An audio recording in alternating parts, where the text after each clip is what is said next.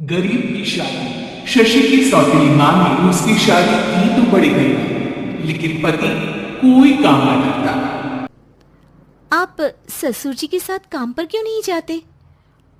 हाँ जाऊंगा, लेकिन कल से। आज जरा मैं दोस्तों के साथ घूमने जा रहा हूँ। शशि के दो बच्चे होते हैं, लेकिन रमेश का हाथ वैसा का वैसा ही रहता है। एक दिन सुनिए ना, बच्चा रो रहा है, इसके दूध के लिए पैसे नहीं है। अरे तो पिताजी से ले लो ना। क्यों? अगर आप में कमाने की क्षमता नहीं थी तो शादी क्यों की? तभी घर आई बड़ी ननद बोल पड़ती है। आहा, तुम्हारी माँ को साफ साफ कह दिया था कि लड़का ना कमाता है ना कभी कमाएगा। हम चार चार बहनें हैं इसका ख्याल रखने के लिए, और पिताजी का इतना सारा पैसा, तुम्हें किस चीज की कमी रखी है?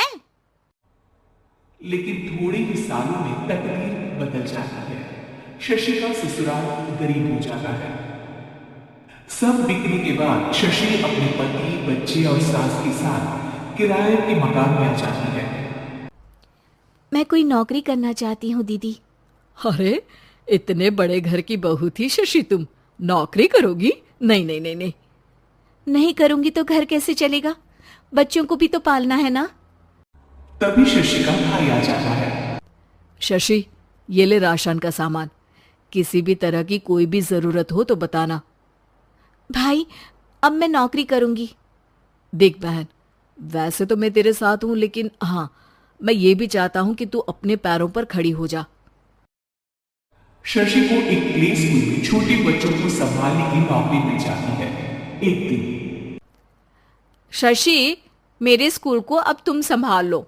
मैं कुछ दिनों के लिए अपने बेटे के पास जा रही हूँ। लेकिन प्ले स्कूल अकेले मैंने कभी नहीं संभाला है। अब ये सब मैं नहीं जानती। इतने महीनों में तूने जो देखा, बस पूरे आत्मविश्वास के साथ उसे करना।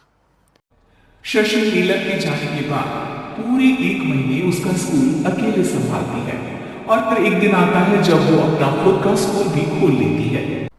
वाह शशि, तुमने आज मेरा सर गर्व से ऊंचा कर दिया। तुम्हारा यही आत्मविश्वास तुम्हें बहुत आगे ले जाएगा। नीलम, बहुत आगे जाने की चाह नहीं है। बस ये छोटा सा स्कूल मेरे बच्चों की अच्छी शिक्षा में मेरी मदद करे, यही मैं चाहती हूँ। शशि थोड़े थोड़े पैसों से ही अपना परिवार पाल रही थी। एक दिन उसके घर उसकी बड़ी ननद आती है। अरे भाभी, घर में कूलर तो लगा लेती। मेरी माँ को कैसे पंखे में लिटा रखा है। अरे तो शशि कौन सा एसी लगा कर सो रही है? वो भी तो यहीं रहती है ना मेरे पास। ज्यादा यहाँ आकर मेरी बहू को परेशान ना किया करो। हाँ, मुझे भी शौक नहीं है इस छोटे से घर में आने का। मैं तो बस ये बोलने आई थी कि मेरे बेटे की शादी है तो ननिहाल का जो नेग होता है वो ले आना। हाँ, जितना बनेगा कर देंगे, और ना हुआ ना तो वो भी नहीं करेंगे। तभी शशि बोल पड़ती है। अरे नहीं माँ जी, रीटा घर की बेटी है। उसके ससुराल वाले उससे शादी पर पूछेंगे कि मायके से क्या मिला।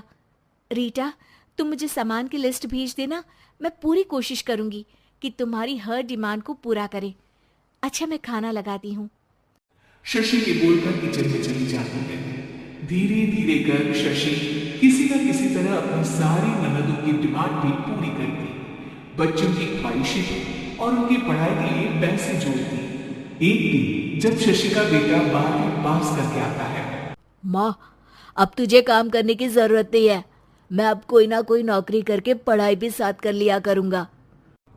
शशि को लगता है कि बेटा और आगे पढ़ाई करे, लेकिन वक्त की मार के कारण वो बेटे को काम के लिए हाँ कर देती है। अब बेटा एक बैंक में चपरासी बन जाता है। लड़का देखने में तो बड़ा अच्छा है, अंग्रेजी भी पटर पटर बोलता है, फिर चपरासी क्यों?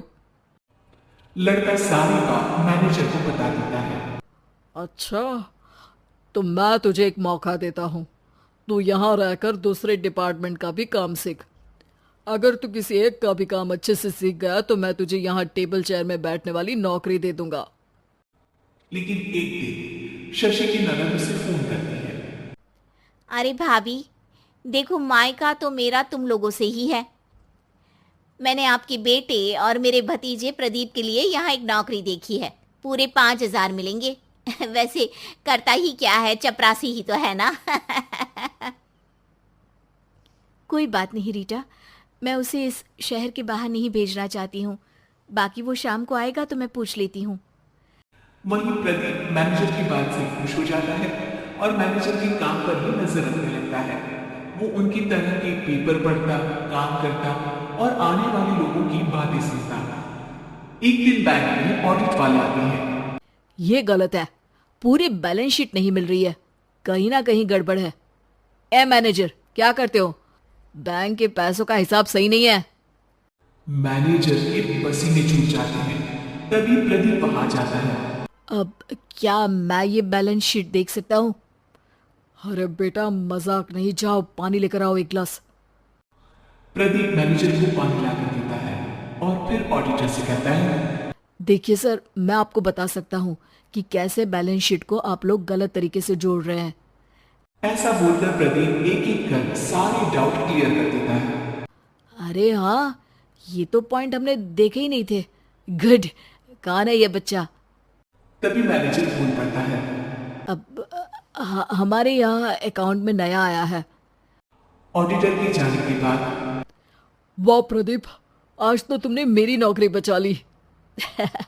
और आपने भी तो मेरी नई नौकरी लगा दी, अकाउंटेंट की। बस फिर क्या था, प्रदीप ने एक बार जो सफलता की सीढ़ी चढ़ी, बस चढ़ता ही चला जाता है। फिर एक दिन शशि की नानी, अरे भाभी कैसी हो? घर को तो बड़ा ही सुंदर चमका रखा है। अरे बेटी, कैसे आना हुआ? तू तो इस छोटे से घर में आना भी नहीं चाहती थी, कोई खास काम है क्या? अब हाँ, वो माँ, मेरा जो मजला बेटा है ना, वो अकाउंट से पढ़ाई कर रहा है, तो प्रदीप से बोलकर उसकी भी कहीं अच्छी नौकरी लगा दो ना। सास और शशि समझ जाते हैं कि कैसे पैसे आते हैं, लोगों के बात करने के तरीके से लेकर रिश्ते निभाने तक में बदलाव आ जाता है।